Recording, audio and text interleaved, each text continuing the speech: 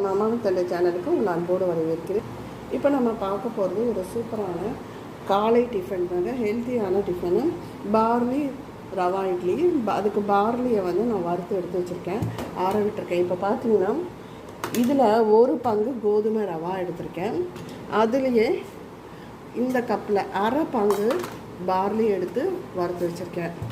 உப்பு, ஆப்ப சோடா, தயிர், அதுக்கப்புறம் ஆப்பிள் சட்னி நல்லாயிருக்கும்.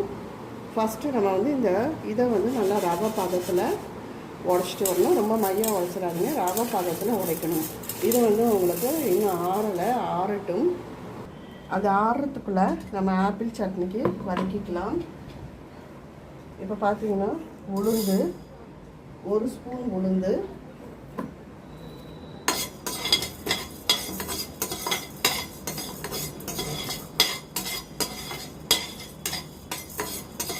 வறுத்து எடுத்துக்கலாம். உளுந்தோட கடலைப்பருப்பு, 1.5 ஸ்பூன் கடலைப்பருப்பு,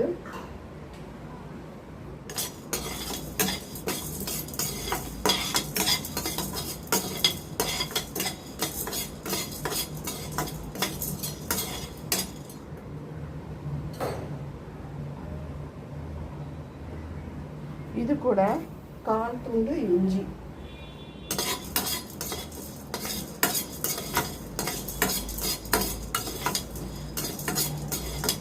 ஒரு கல்யாண வீட்டில் சாப்பிட்டேங்க, நல்லா இருந்தது. அங்கேருந்து தான் இந்த ரெசிபி. நல்லா இஞ்சியை நல்லா வதக்கிக்கோங்க.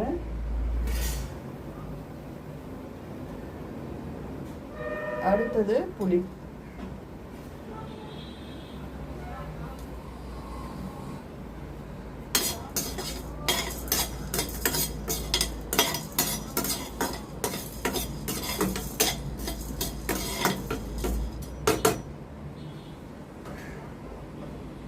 ரெண்டு வத்த மிளகா, அப்புறம் நம்ம காம்பை கிழிக்கலாம்.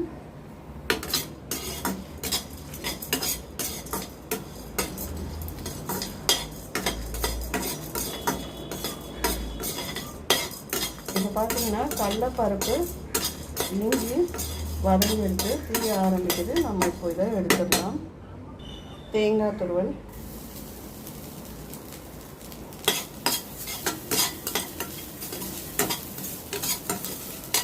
அடுப்பை குறை. இப்போ பார்த்தீங்கன்னா ஆப்பிள் சேர்த்துக்கோங்க. ஆப்பிளை நறுக்கி தண்ணியில் போட்டு வச்சுருங்க.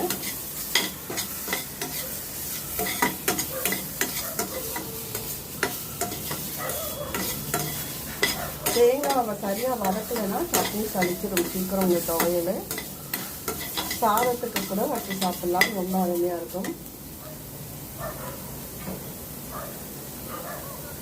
அடுத்தது கொத்தமல்லி தழை,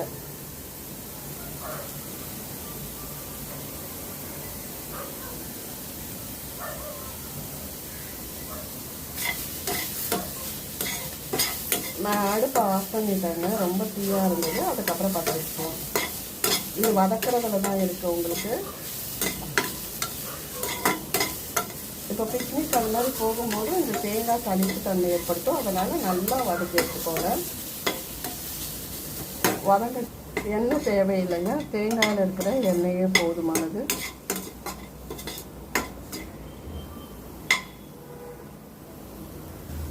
பாருங்கள், இந்த அளவு வதங்கணும். நான் போட்ட கொத்தமல்லி இது எல்லாமே எவ்வளோ சுருண்டு வந்தாச்சு. இப்போ அடுப்பை ஆஃப் பண்ணிவிட்டு இதை ஆறட்டும், சட்னி அரைச்சிட்டு வந்துடலாம். இப்போ பார்த்தீங்கன்னா நம்ம பார்லியை இந்த மாதிரி ரவை பாதத்துக்கு 1-2 அரைச்சிட்டு வந்தாச்சு. இப்போ இதை இதில் சேர்த்துக்கலாம். அதை சேர்த்தாச்சு. ரெண்டாவது ரவையை சேர்த்துக்கலாம். கோதுமை ரவை இல்லை நார்மல் ரவை எது வேணால் நீங்கள் யூஸ் பண்ணிக்கலாம், நல்லாயிருக்கும். அதோட ஆப்ப சோடா கண்டிப்பாக சேர்க்கணும். ரவை இட்லிக்கு எப்படி போடுவோமோ அந்த மாதிரி தான். உப்பு, இதுக்கு தேவையான அளவு உப்பு. அப்புறம் இதை நல்லா மிக்ஸ் பண்ணிக்கலாம். இது எல்லாத்தையுமே நல்லா மிக்ஸ் பண்ணி கொடுத்துருங்க, மிக்ஸ் பண்ணிடுங்க.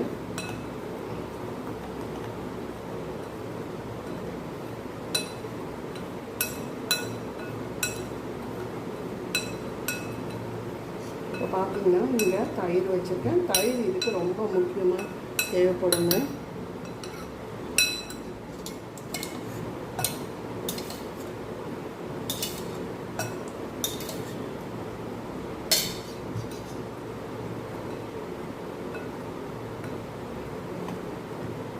எப்படி நம்ம ரவா இட்லி வந்து பண்ணுறோமோ அந்த ப்ராசஸில் தான் இதையும் பண்ணணும். ஊற்றி கொஞ்ச நேரம் நம்ம வந்து ரெஸ்ட் கொடுக்குறோம். அது நல்லாவே இறுகிரும். பாருங்க, நான் ஊற்றின தயிர் எல்லாத்தையுமே அப்சர்வ் பண்ணிடுச்சு.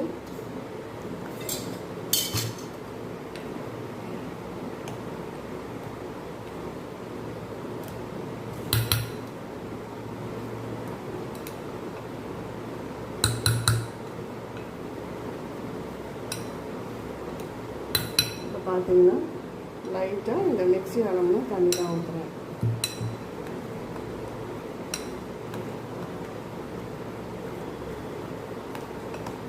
இப்போது இது இருக்கட்டும். இதுக்கு நம்ம ரெஸ்ட் கொடுத்துருவோம். மறுபடியும் வந்து இந்த ப்ராசஸை மறுபடியும் பண்ணணும். அப்படியே நார்மலாக வந்துடுதுன்னா பரவாயில்ல இட்லி பதத்துக்கு. அப்படி இல்லைன்னா மறுபடியும் நம்ம பண்ணணும். இப்போ பாருங்கள், 1 நிமிஷம் ஆயிடுச்சு. இந்த பதத்துக்கு நம்ம ஊற்றின அத்தனையுமே உறிஞ்சிட்டு இந்த பதத்துக்கு வந்திருக்கு. இப்போ மறுபடியும் தயிர் ஊற்றிக்கலாம்.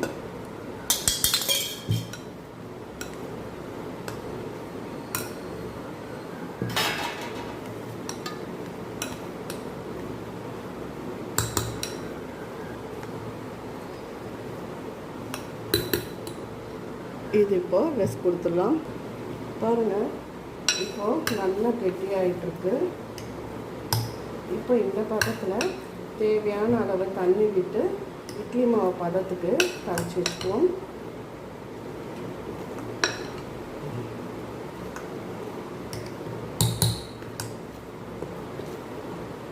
நீங்கள் ஊற்றிட்டு இருக்கும்போதே ஒரு 7 ஊற்றிட்டிங்கன்னா இது கெட்டியாகிடுச்சுன்னா தண்ணி ஆட் பண்ணிக்கோங்க, இல்லைன்னா பால் ஆட் பண்ணிக்கோங்க.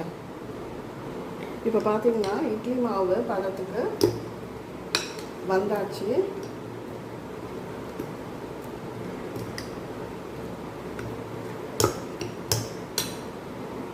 இதில் பார்த்தீங்கன்னா முந்திரி, உளுத்தம்பருப்பு, நெய் விட்டு தாளிச்சுக்கோங்க. நெய் இல்லைன்னா கூட நீங்கள் வந்து நெய் வேண்டாம் அப்படின்னு நினச்சிங்கன்னா இது சேர்த்துக்கோங்க. எண்ணெய். இப்போ இதில் கேரட், உங்களுக்கு வேண்டிய வெஜிடபிள்ஸ் போட்டுக்கோங்க. காலிஃப்ளவர் கூட போட்டுக்கலாம்.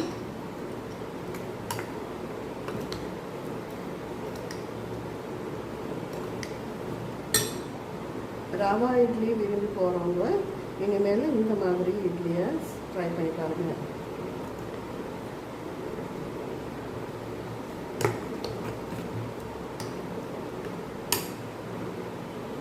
இப்போ பாருங்கள், நாங்கள் எல்லாமே தாளித்து நம்ம கொட்டியாச்சு. இட்லி மாவு பதத்துக்கு வந்தாச்சு.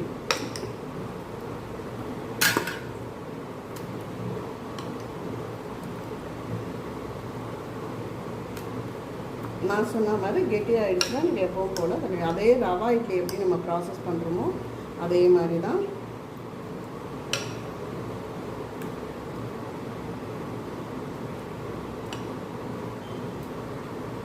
பாருங்கள், இட்லி ஊற்றியாச்சு. அங்கே இட்லி பானையில் வேக வச்சுருக்கேன், தண்ணி கொதிக்க வச்சுருக்கேன். இதை வச்சிடலாம். இப்போ பாருங்கள், சூப்பராக பார்லி இட்லி ரெடி ஆகிடுது. இந்த பக்கம் ஆப்பிள் சட்னி ரெடி ஆகிடுது. கண்டிப்பாக இந்த ஆப்பிள் சட்னிக்கு நான் கேரண்டிங்க அவ்வளோ ருசியாக இருக்குது. கண்டிப்பாக நீங்கள் ட்ரை பண்ணி பாருங்கள்.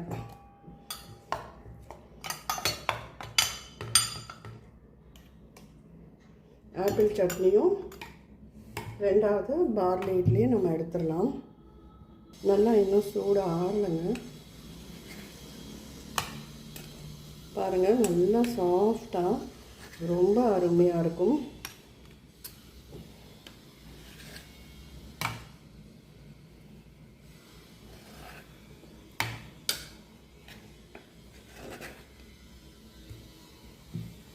பார்த்தீங்களா, சூப்பராக பார்லி ரவா இட்லியும் ரெடி ஆகிடுது, கோதுமை ரவா இட்லியும் ரெடி ஆகிடுது.